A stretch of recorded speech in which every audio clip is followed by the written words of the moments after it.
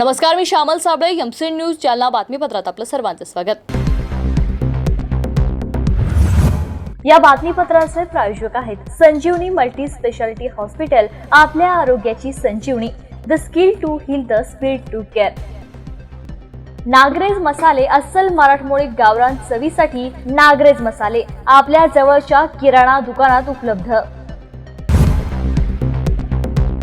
आता बातम्या सविस्तर। जालन्यातील पारद येथे लोखंडी रॉडने चटके देऊन एका तरुणाला मारहाण करण्यात आली होती। या प्रकरणात आज प्राध्यापक लक्ष्मण हाके यांनी पोलीस अधीक्षक अजय कुमार बन्सल यांची भेट घेऊन संबंधितांविरोधात कडक कारवाई करण्याची मागणी केली आहे। जालना जिल्ह्यातील भोकरदन तालुक्यातल्या अनवा गावात 2 आरोपींकडून कैलास बोराडे यांना लोखंडी रॉडने चटके देऊन मारहाण केल्याची घटना घडली आहे। बोराडे हे एका मंदिरात दर्शनासाठी गेले असता जुन्या वादातून आरोपी सोबत वादावाची होऊन जवळच असलेल्या एका पेटत्या चुलीत रॉड टाकून आरोपींनी चटके दिल्याची तक्रार पोलिसांत दाखल करण्यात आली होती। या प्रकरणात पोलिसांनी एका आरोपीला अटक केली असून जखमी असलेल्या बोराडे यांच्यावर सध्या रुग्णालयात उपचार सुरू आहेत। मात्र या प्रकरणी शिवसेना उद्धव बाळासाहेब ठाकरेचे तालुका अध्यक्ष नवनाथ दौंड आणि त्यांच्या भावाविरोधात पारद पोलीस ठाण्यामध्ये मारहाणीचा गुन्हा दाखल झाला असून नवनाथ दौंडला पोलिसांनी अटक करावी अशी मागणी प्राध्यापक लक्ष्मण हाके यांनी केली आहे। लक्ष्मण हाके यांनी आज सकाळी पोलीस अधीक्षक अजय कुमार बन्सल यांची भेट घेऊन ही मागणी केली। यावेळी जालना जिल्ह्यातील ओबीसी नेते उपस्थित होते। साहेबांची भेट घेतलेली आहे।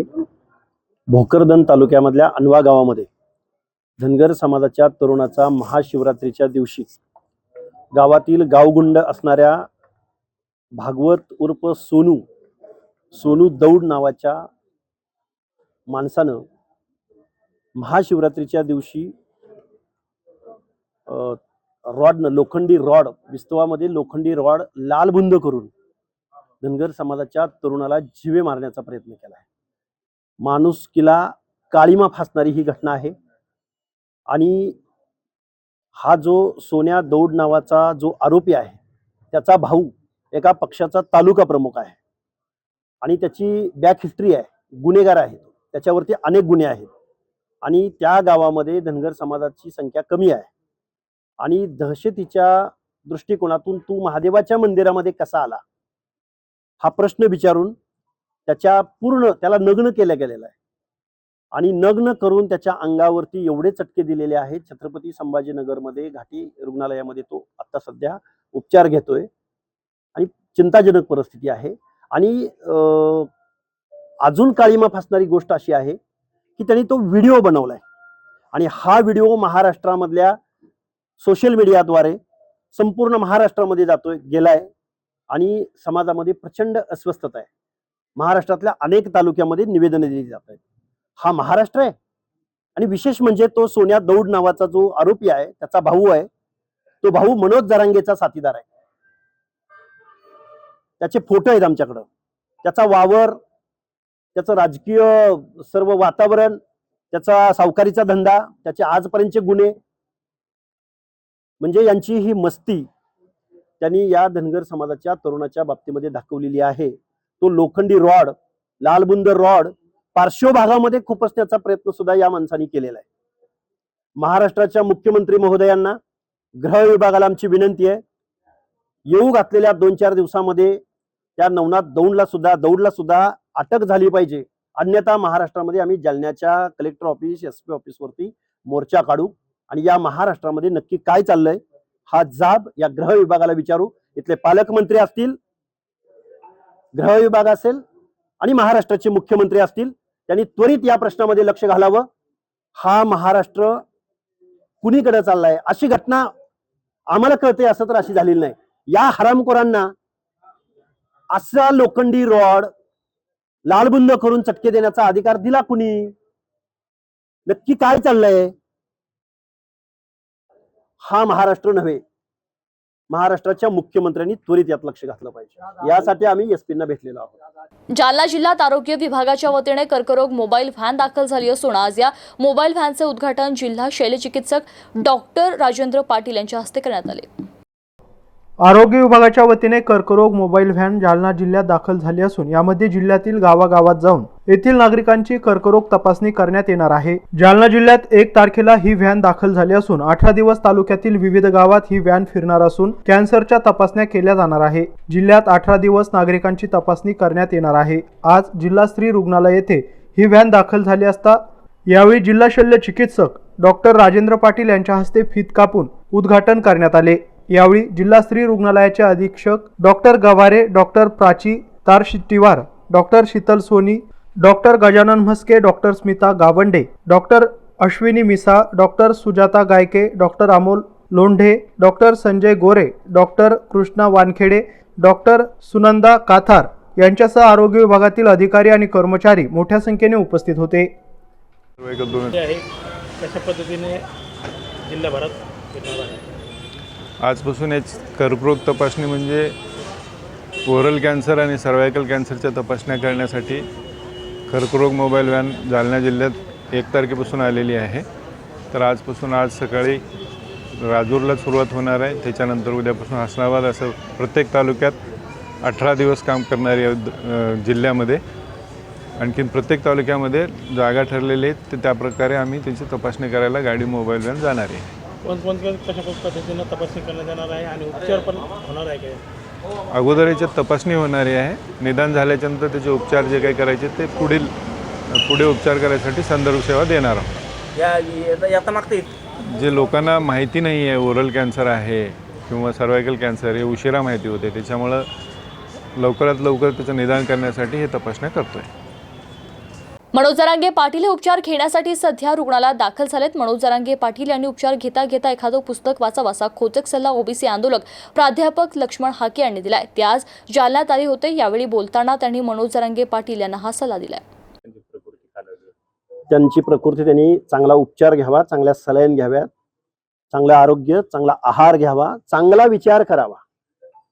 ओबीसींचा, भटक्या विमुक्तांचा, दीनदलितांचा, ज्यांना आरक्षण दिलं गेलंय,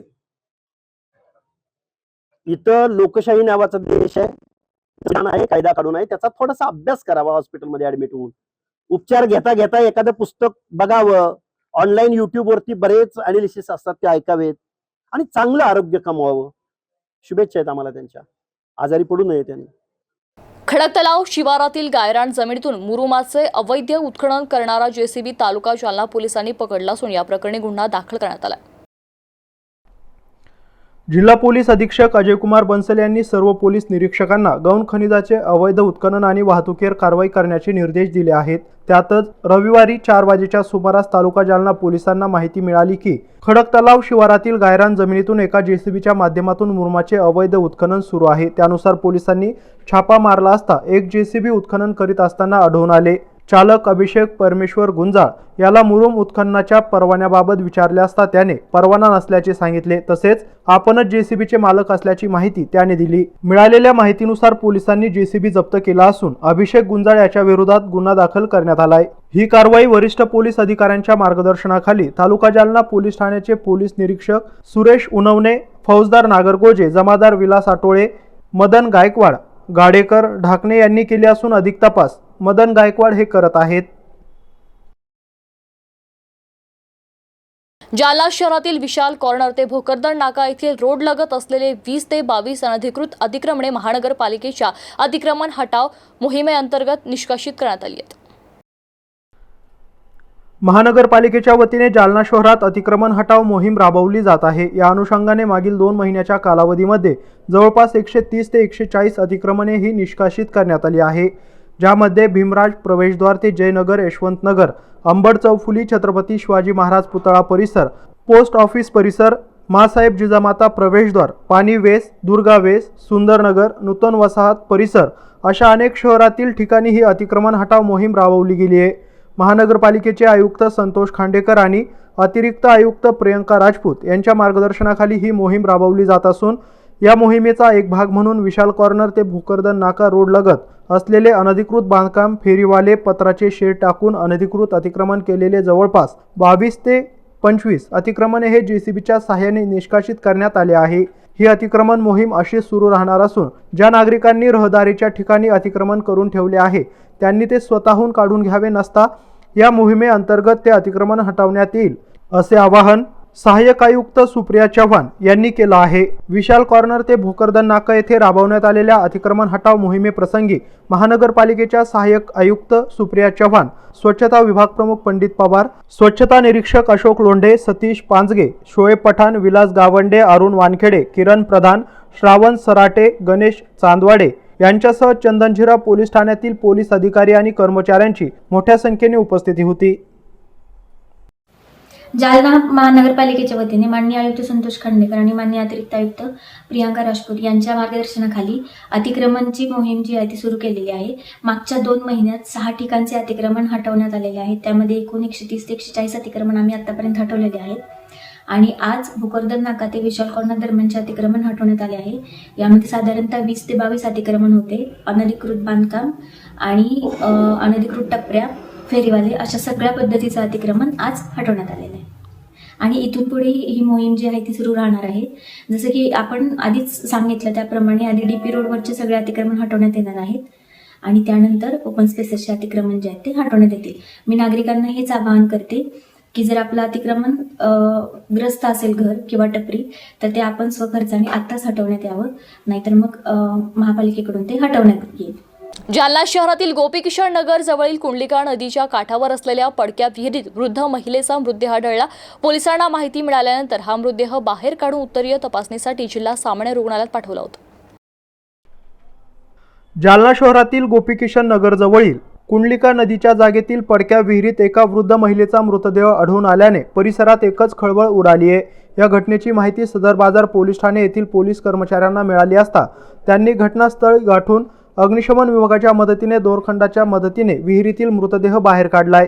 पोलिसांमार्फत या मृतदेहाची आजूबाजूला चौकशी केली असता या मृतदेहाची ओळख पटली असून मयत महिलेचे नाव रुक्मनबाई रामलाल इचरे असं आहे। याबाबत महिलेच्या नातेवाईकांनी सांगितले की वृद्ध महिला ही आजारी आणि थोडी वेडसर स्वभावाची असल्यामुळे स्वतःहून तिने आत्महत्या केल्याची माहिती नातेवाईकांनी दिली आहे। या घटनेच्या संदर्भात अधिक तपास सदर बाजार पोलीस करत आहेत। घटनास्थळी सदर बाजार पोलीस ठाण्याचे API Sable, head constable Rameshwar Jadhav, महिला हेड कॉन्स्टेबल शारदा गायकवाड, महिला हेड कॉन्स्टेबल शालू केदार, पोलीस कॉन्स्टेबल करतारे, अग्निशमन विभाग प्रमुख माधव पानपट्टे, संदीप दराडे यांच्यासह अनेकांची उपस्थिती होती। वृद्ध महिलेचा मृतदेह उत्तरीय तपासणीसाठी जिल्हा सामान्य रुग्णालय येथे पाठवण्यात आला असल्याची माहिती सदर बाजार पोलीस ठाण्याचे API साबळे यांनी दिली आहे।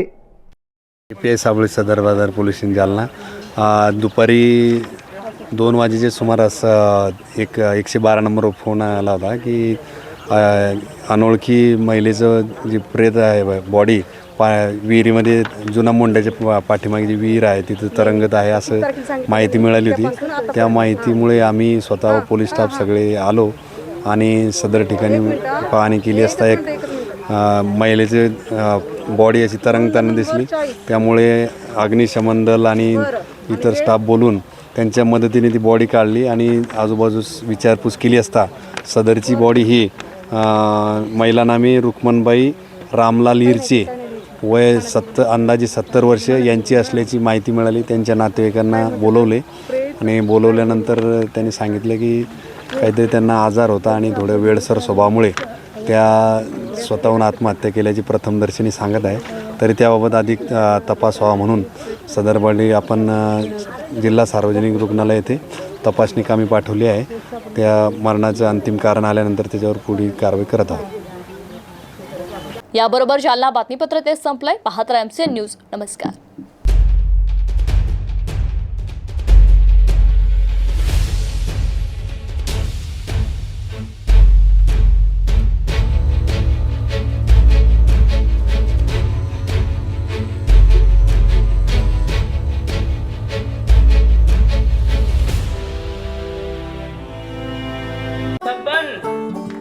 आपको कलेक्टर साहिबा के हाथों से इनामी घर मिल रहा है। आपका घर बहुत सुंदर होगा ना? अरे नहीं बेटा, हम तो बहुत छोटे आदमी हैं। चाचू डोंट वरी, मैं बड़ी होकर आपके लिए और सबके लिए मजबूत और सुंदर घर बना के दूंगी। कालिका सरिया लाना मत भूलना। कालिका TMT सरिया कंक्रीट से करे मजबूत जोड़ और भूकंप, संग, आग से लड़कर घर को दे दीर्घायु। कालिका सरिया मैं भूली नहीं। बेटिया आप कलेक्टर।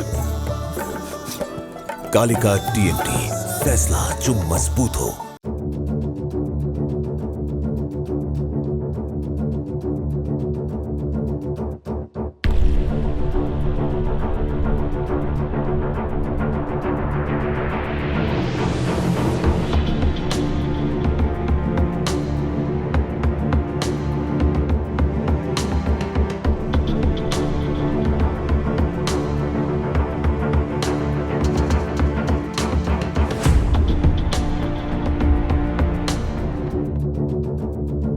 जालना शहर महानगरपालिका जालना शहर महानगरपालिका हद्दीतील सर्व मालमत्ता कराच्या थकबाकीवर 1 जानेवारी 2025 पासून 2% शास्ती आकारण्यात येत आहे। तरी सर्व थकबाकीदारांनी त्यांच्याकडे बाकी असलेल्या कराचा भरणा करावा, नसता जप्तीची कारवाई करण्यात येईल, असे आवाहन जालना शहर महानगरपालिकेचे आयुक्त श्री संतोष खांडेकर यांनी केले आहे।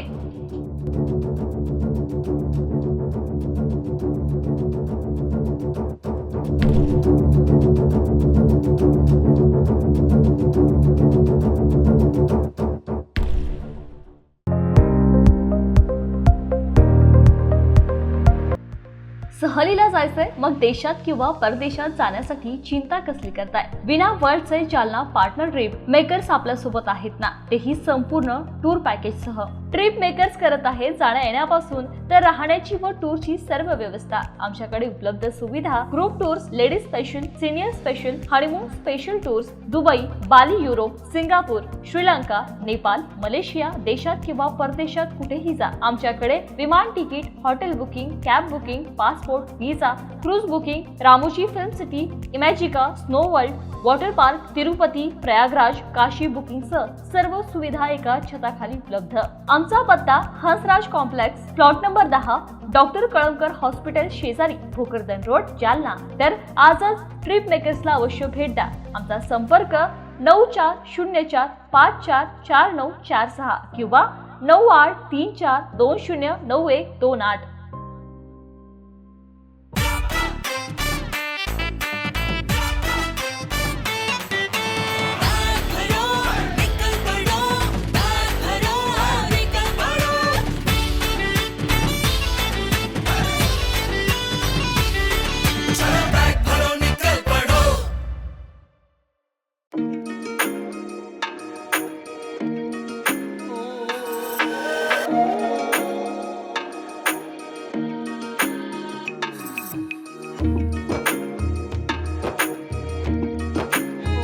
उच्चतम वर्ग कृषी उत्पन्न बाजार समिती जालना, श्री छत्रपती शिवाजी महाराज बाजार संकुल, भोकरदन, देऊळगाव राजा, रिंग रोड, नवीन मोंढा, जालना, उपबाजारपेठ, रामनगर, नेर, सेवली। महाराष्ट्रातील अग्रगण्य बाजारपेठेची काही ठळक वैशिष्ट्ये।